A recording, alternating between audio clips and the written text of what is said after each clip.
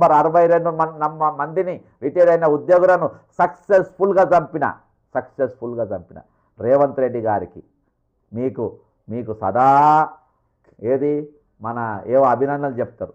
అటువంటి అర్థనాదాలతో కూడినటువంటి వందనాలు చెప్తా ఉన్నా. వాళ్ళ కుటుంబాలకు నెమ్మది కలగాలని కోరుకుంటున్నా. వాళ్ళకు జోహార్లు తెలుపుకుంటూ సెలవు తీసుకుంటున్నా. దయచేసి ఈ వీడియోను రేవంత్ రెడ్డి అనే రాక్షసుని దాకా, ఆ దుర్మార్గుల దాకా చేరేదాకా మీరు ఇచ్చేయండి. మరిదశ ఉద్యమానికి for hour survival, for hour existence అయ్యేదాకా మనం నిలబడాలి. ఈరోజు ఒకరికొకరం చేయి కలుపుకోవాలి. 4 చేతులు కలిపేదాకా మనం. హలో, నమస్తే, లైవ్లో ఉన్నారు, మాట్లాడతారా? రైట్. నాకు బాగా నచ్చింది. ప్రతిపక్ష పాత్ర మీరు పోషిస్తూనే ఉన్నారు. అది 100% కాదు, అది 100 అసలు ఎంత పర్సెంటేజ్ అంత. అది ఈరోజు ఎందుకు అసలు ఇప్పుడు కాంగ్రెస్ గవర్నమెంట్ ఇంత మోసం చేస్తుంది ప్రజలను, ఉద్యోగులను, రిటైర్ వాళ్ళను. దాని గురించి అసలు ప్రతిపక్షాలు ఆయన బీఆర్ఎస్ మాట్లాడతలేదు.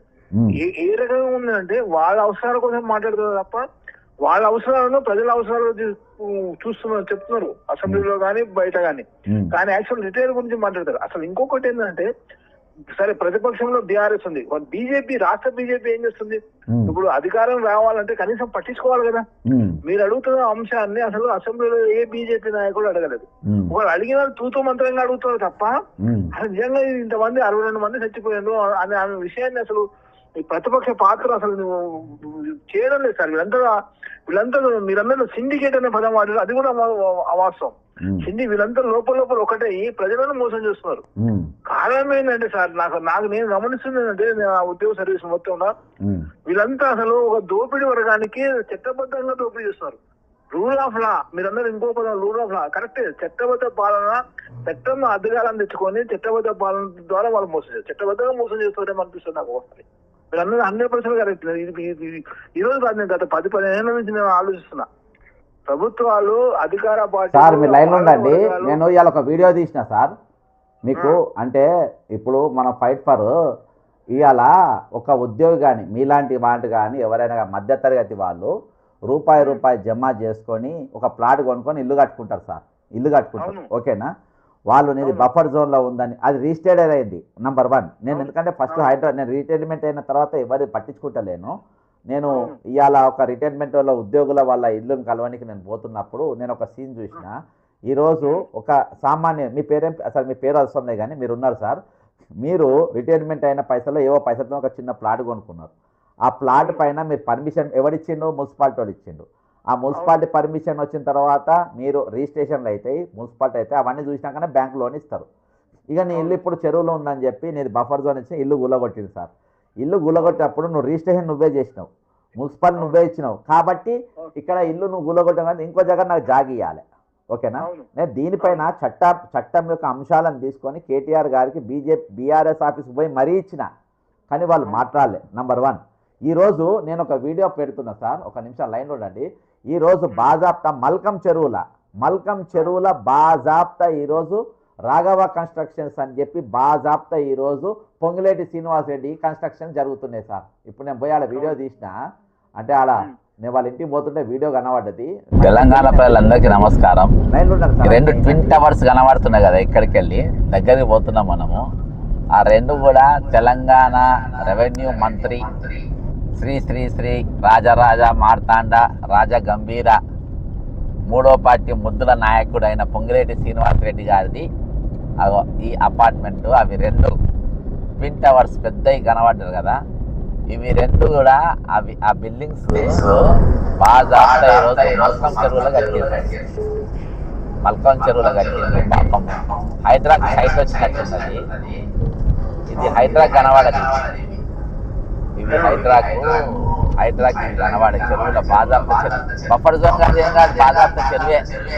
ఇదిగో రాఘవ బాజాప్త ఇవి చెరువులనే ఉన్నాయి. చెరువు లోపల మల్కం చెరువు నానుకొని ఉంటుంది. మరి దీని దొరికి ఎందుకు మూల కొడుతుందో, మరి హైదరాబాద్ అనేది ఈవీఐపీ కోసం పనిచేస్తుందో, కొంతమంది కోసం పనిచేస్తుందో అర్థమైతే లేదు. మొత్తానికి అయితే అరాచకం అయితే నడుస్తుంది. అరాచకంగా చెప్పడానికి ఇక ఈ 2 పెద్ద కట్టిండ్రు, ఆకాశాన్ని కడుతున్నారు. కింద భూమి మొత్తం బ్లాస్టింగ్ చేసుకుంటే లోపల దిగుతున్నారు. లెఫ్ట్ భూమి మొత్తం ప్లాస్టిక్ వేసుకుంటే కిందికి దిగుతుండ్రు. మరి వచ్చే రోజుల భూమి ఇంత బరువు మొయ్యగలుగుతుందా లేదా అనేది వాళ్ళని ఆలోచిస్తుందో లేదో తెలియదు. ఎప్పుడో భూమి తిక్కలేసి ఒక ఊగిందనుకో ఇక మామూలుగా ఉండదు సినిమా. ఇక ఇక్కడ చెరువు మొత్తం మల్కం చెరువు చూడండి, కింద మల్కం చెరువు కనబడుతుందా? మల్కం చెరువు ఇక బోర్డు కనబడుతుంది. మల్కం చెరువు ఇది మల్కం చెరువు ఇక జిహెచ్ఎంసీ బోర్డు, ఇక మల్కం చెరువు బోర్డు కనబడుతుంది పైన. ఇక ఇది మల్కం చెరువు చూసినా సార్ ఇది. అయితే ఒక్కొక్కరికి ఒక్కొక్క తీరు ఆ ఇల్లు బాజాప్తా గుల్లగొడుతున్నారు. ఎవరు దీనిపైన మాట్లాడరు, ఎవరు చేయరు. అంటే నేను చెప్తున్నా చట్టం ఏ విధంగా మళ్ళీ దశ పోరాటం జరగాల్సిన అవసరం ఉందని అంటున్నా. ప్రతిపక్షాలు ఎవరు మాట్లాడుతారు? మళ్ళీ దశ పోరాటము బతుకు కోసమే ఉన్నారు సార్. వాళ్ళతో చెప్పాలంటే ఇప్పుడు నిజంగా చెప్పాలంటే ఇప్పుడు ఉద్యోగులు రేపు రిటైర్డ్ అయిపోతే వాళ్ళ పరిస్థితులు ఇంకా దీనంగా ఉంది.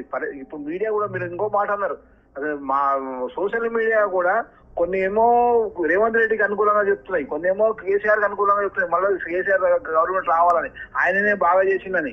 కాకపోతే అది కాదు అసలు. క్వశ్చన్ ఏంటంటే వీళ్ళు పంచుకుంటున్నారు అధికారాన్ని. ప్రజలను ఆ రకంగా బ్రెయిన్ వాష్ చేస్తున్నారు మీడియా, సోషల్ మీడియాలో డబ్బులు ఇచ్చి. ఎంత మోసం సార్. నేను చెప్తాను, నాకు అక్షరమైంది సార్. ఇప్పుడు కేసీఆర్ మొన్న మోసం చేసిందనే కదా కాంగ్రెస్ తెచ్చినాము.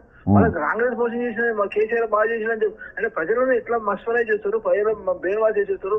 ఆ థర్డ్ పార్టీగా బీజేపీ ఏం చేస్తుంది అసలు? వాడుకుంటున్నారు వీళ్ళిద్దరండి. సార్ వీళ్ళంతా దొంగలైన మేధావి బయటికి రావాలి కదా. వాడేటు మేధావి అంటాడు. ఇదే అయితే ఇప్పుడు మేధావులు ఉన్న చూడు కొంతమంది మొన్నటి వరకు డబ్బులు కొట్టుకుంటూ మాట్లాడినారు మేధావి వర్గము. అసలు ఆ మేధావి వర్గం ఇప్పుడు ఫర్ ఎగ్జాంపుల్ హరగోపాల్ ఉన్నాడు, మన కోదండ రామరెడ్డి ఉన్నాడు, మన రకరకాల విట్టలు ఉన్నాడు. ఆ తెలంగాణ విట్టలు అంటే వీళ్ళు బీసీల గురించి మాట్లాడతారు. ఓకే, బీసీల గురించి మాట్లాడతారు. కానీ ఈ మోసం గురించి కూడా మీరు లేవనెత్తున్నారు. ఇప్పుడు ఎమ్మెల్సీలే కనబడతలేదు అసలు. తీర్మానం మళ్ళీ కనబడతలేరు సార్. ఇప్పుడు గ్రాడ్యుయేట్ ఎమ్మెల్సీ ఓట్లతోని, ఉద్యోగుల ఓట్లతోని గెలిచిన వాళ్ళు టీచర్ ఎమ్మెల్సీలు ఒకటి చింతపండు నవీన్. అసలు ఆయన అసలు గ్రాడ్యుయేట్ ఓట్లతో గెలిచిన ఆయన అసలు ఆ విషయం కాకుండా ఎంతసేపటికి వేరే అంశాల గురించి ప్రజలను మెస్మరైజ్ చేస్తున్నాడు అసలు. అలా అవును సార్. అసలు ఎంత మోసం సార్. అసలు వాళ్ళకు 3 లక్షలు 4 లక్షలు అని మీరే చెప్పి చాలా లక్షల పైన అంత జీతాలు ఉంటాయని. అసలు వాళ్ళు ఇంత ఖర్చు పెట్టి ప్రజల డబ్బును వీళ్ళు ఈ రకంగా చట్టబద్ధంగా మోసం చేస్తున్నారు సార్. ఇంకా సెటిల్మెంట్లు సంపాదించే వేరే ఉంటాయి మాట్లాడకుంటుండడానికి, సెటిల్మెంట్లు చేయడానికి. నేను ఒక నివేదిక చదివాను సార్. ఈ రోజు అందరు ఎమ్మెల్యేలు గత 14 తెలంగాణ వచ్చిన తర్వాత ప్రతి ఎమ్మెల్యేలు అంటే అది నిజమో కాదో నాకు తెలియదు కానీ ఒక్కొక్కరు 1000 కోట్ల రూపాయలు సంపాదించాలని వచ్చింది. నేను ఒక దగ్గర అల్కగా సార్. మీరు ఎప్పుడైనా రాని, నేను మీకు టూర్ తీసుకపోయి చూపెడతా. ఒక్కొని ఎమ్మెల్యే కానీ ప్రాపర్టీలు ఇప్పుడు వర్ధనపేట ఎమ్మెల్యే తెచ్చుకుండు కదా సార్, మాజీ ఎమ్మెల్యే. ఎవరు ఈయన పేరు అరూరి రమేష్ అంటారు, మళ్ళీ తెచ్చుకున్నారు ఇప్పుడు బీఆర్ఎస్ వాళ్ళు. ఆయన దగ్గర మీరు అన్న ఫిగర్ × 5, మీరు అన్న నంబరు × 5 అంటుంటాయి. ఒక్కొక్కరి దగ్గర కాదు. అందుకని ఎవరు ఇప్పుడు సార్ మాజీ ఉద్యోగుల సంఘం అధ్యక్షుడు శ్రీనివాస్ గౌడ్ ఎందుకు మాట్లాడతలేడు సార్? మాజీ ఉద్యోగుల సంఘం అధ్యక్షుడు స్వామి గౌడ్ శ్రీనివాస్ గౌడ్ ఇక్కడ గజెట్ ఆఫీసర్ అసోసియేషన్ ప్రెసిడెంట్ గా ఉండి ఆ మూవ్మెంట్ కి అనుకూలంగా ఉండి అక్కడ లోకల్ మహబూబ్ డిస్ట్రిక్ట్ లో మోసం చేసిందంట, సీట్ సంపాదించుకున్నాడు. అతను బీసీ అని చెప్పి మళ్ళీ బీసీ 42% రిజర్వేషన్ లో మళ్ళీ ఇక్కడ ఒక గొప్ప పార్టిసిపేట్ చేస్తాడు. ఇక్కడ బీసీలకు అన్యాయం జరిగింది అంటే ద్వంద్వ వైఖరి. నేను చెప్తాను సార్, నువ్వు సార్ అంత వద్దు సార్. ఇప్పుడు నువ్వు ఉద్యోగుల కోసం మొన్నటిదాకా అధ్యక్షునిగా ఉన్నావు, మంత్రి ఉన్నాక కూడా నువ్వు ఉన్నావు, దిగిపోయినావు. ఇప్పుడు రిటైర్మెంట్ పైసలు వాళ్ళకి ఈమని పోరాటం ఎందుకు చేస్తలేవు? ఒక మాజీ టీఎన్జిఓ అధ్యక్షునిగా ఆయనకు లేదు అసలు. నేను చాలా మంది ఇప్పుడు మమత ఎక్కడికి పోయింది? మమత అనే టైం ఉండే ఆమె ఎక్కడికి పోయింది? ఆమె ఎక్కడ పోయింది? దేవిప్రసాద్ ఉండే, దేవిప్రసాద్ ఎందుకు కనబడతలేడు? దేవిప్రసాద్ వీళ్ళంతా తెలంగాణ మూవ్మెంట్ లో ఓట్లు వేయించుకొని గెలిచి అరే సార్ నాకు తెలంగాణ సార్ ఇప్పుడు ఇవాళ ఒక చెప్తుంటా సార్, తెలంగాణ రాకముందు మీరు చెప్పండి సార్, తెలంగాణ రాకముందు రిటైర్ అయిన వాళ్ళ పైసలు వచ్చినాయా రాలేదా చెప్పండి? నెల రోజులు ఇచ్చింది సార్, ప్రమోషన్ లాగినాయా? ఒక లంచాలు వచ్చే కుర్చీలు దొరకలే సార్. ఉద్యమం ఎందుకు జరిగింది? కీ పోర్ట్స్లో మనకు దొరకలే అంటే లంచాలు వచ్చే సీట్లలో వాళ్ళు కూర్చున్నారు, లంచాలు లేని సీట్లలో మనం కూర్చున్నారని జరిగిన ఉద్యమం. వచ్చే పచ్చిగా చెప్పుకోవాలంటే తెలంగాణ ఉద్యమం ఏం sir? Focal non focal. Focal non focal అంటే ఫోకల్ అంటే లంచాలు వస్తాయి, నేను చెప్తున్నా సార్, నేను 2005 నుంచి 2014 మధ్యలో సంవత్సరానికి మాకు 22 సీఎల్స్ ఉంటాయి సార్. అందులో 20 తెలంగాణ మూవ్మెంట్ కి వాడిన. 22 సీఎల్స్ ఉంటాయి, అందులో 20 సీఎల్స్ తెలంగాణ వచ్చింది సార్. ప్రతి దగ్గర అసలు వాళ్ళే వచ్చింది, అది లీవ్ పెట్టాలో తిరగాలి చెప్తున్నా కదా. ఎంత మోసం చేసింది అంటే తెలంగాణ, అసలు అసలు వాళ్ళు నాకు బాధ అనిపిస్తుంది సార్ ఒకసారి నేను చెప్పాలంటే. సార్ నేను ఒకటి చెప్తా సార్, ఇప్పుడు మనం తెలంగాణ తెచ్చుకున్న ఉద్యమాల్లో పనిచేస్తున్నాం అంటే ఇవాళ అంటే మనకు చేత కాదు అని వాడు చెప్పిండు, చెప్పినట్టే ఈరోజు నడుస్తుంది. ఈరోజు మేధావులు నేను ఒకటే చెప్తున్నా, కోదండరామ్ కానీ, దేవిప్రసాద్ కానీ, స్వామి గౌడ్ కానీ, మమత కానీ, శ్రీనివాస్ గౌడ్ కానీ, మీరు అందరూ పనిచేయండి. ఈరోజు మమ్మల్ని అందరినీ తప్పుదో పట్టించినందుకు గడ్డ చక్రపాణి కానీ, మల్లెపల్లి లక్ష్మయ్య కానీ, మీరు అందరూ కూడా మంచిగా స్నానాలు చేసి అద్దం ముందుకు పోయి మంచిగా మీ చెప్పందుకొని మీరే కొట్టుకోండి. ఈరోజు సార్ ఆ మల్లెపల్లి లక్ష్మి గంట చక్రపాణి సార్ ఎంత మాట్లాడాడు అసలు. కాంగ్రెస్ కుమ్ముకయ్య ఓపెన్ యూనివర్సిటీ వైస్ ఛాన్సలర్ అయ్యాడు. దొంగ సార్ వాళ్ళు. ఈయన ఈ ఐఏఎస్ ఆఫీసర్ ఒక ఆయన ఉన్నాడు, ఆకునూరు పొల్లి. ఆయన కూడా ఎంత గొప్పగా చెప్పిండు సార్. అది చెప్పేసి ఇప్పుడు ఆ చైర్మన్ అయిపోయినా దాంట్లో కుంభకోణం మీద జరిగిందని పేపర్ వస్తున్నది. అలా వీళ్ళంతా సార్ మళ్ళీ నా బాధ ఏంటంటే, బీసీ ఇప్పుడు అగ్రవర్ణసులు అన్యాయం చేసిండ్రు అని చెప్పి వచ్చిన వాళ్ళు బీసీలు ఎస్సీ ఎస్టీలు కూడా ఇదే మోసం చేస్తున్నారు సార్. మీకంటే ముందు ఒక పెద్దారెడ్డి గారు ఫోన్ చేసిండ్రు, ప్రభుత్వం నిజాయితీగా ఆయన ఫస్ట్ ఫోన్ అయిందే, ఆయన గొంతులా జీర కనబడ్డది. జీరా అంటే ఆయన ఏడుపు ఆపుకుంటా మాట్లాడిండు. నంబర్ 1. నేను పెట్టిన ఉద్యోగుల గ్రూపులలో వెలమలు ఉన్నారు, మరి ఈరోజు వాళ్ళంతా బ్రాహ్మణులు ఉన్నారు, వాళ్ళ పైసలు వాళ్ళకి వస్తలేవు, మరి వీళ్ళు ఆదుకోవాలి కదా. కులపోళ్ళు ఎందుకు ఆదుకుంటలేరు?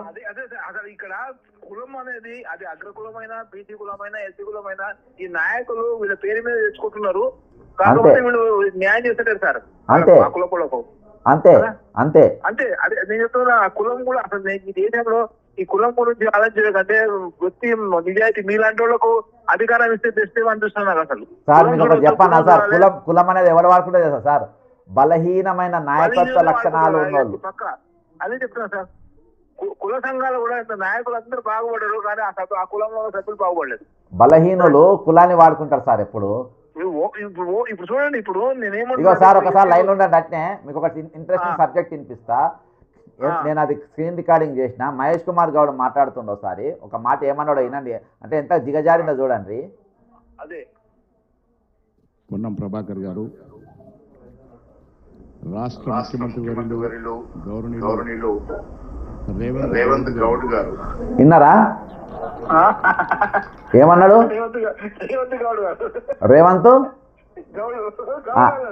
రేవంత్ ఏమన్నాడు కూడా వినిపిస్తాను. నా దగ్గర అన్ని పెట్టుకుంటా సార్, ఎందుకైనా మంచిదే అని.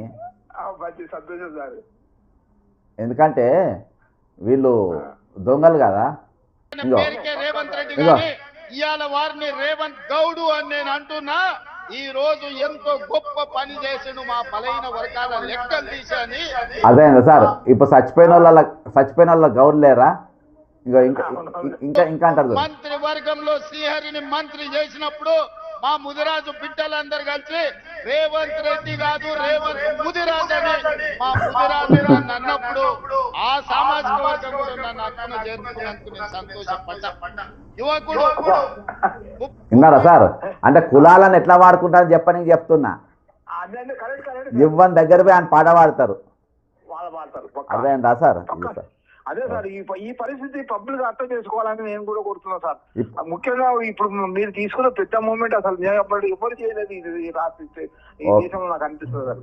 సరే సార్, థ్యాంక్ యూ సార్. ఎల్లవేళ కృతజ్ఞతలు, అది చాలా ముఖ్యమైన సార్. సంతోషం సార్. Thank you sir. కృతజ్ఞతలు సార్ మీ అందరూ. Okay right.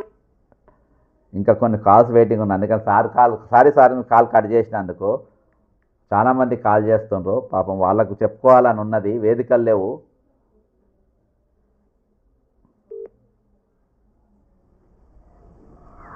వేదికలు లేవు ఎక్కడ కూడా.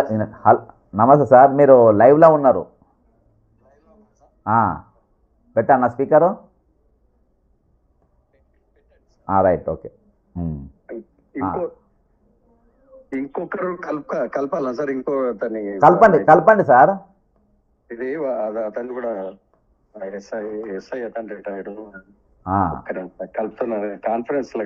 కలపండి సార్, చెప్పండి. నాకు లైవ్ లో ఉన్నారని మళ్ళా అదే చెప్తా చెప్పి లైన్ లో ఉన్నా సార్. ఆ, ఇక్కడ సత్తయ్య గౌడు secretariat. The person you are speaking with has put your call on hold. Please ఈరోజు stay on the line. దోపిడీకి గురయ్యే దాంట్లో గోపిడికి గురయ్యే వాళ్ళ నువ్వు లైన్ లో నువ్వు జాక్సన్ గారు సామాజిక నమస్కారం సార్. సార్ చెప్పండి సార్, మీరు లైవ్లో ఉన్నారు, చాలామంది లైవ్ చూస్తూ ఉన్నారు. ఇప్పుడు ఇవాళ కోర్టులో జరిగింది ఏంటంటే చాలామంది కేసులు వేసిండ్రు సార్.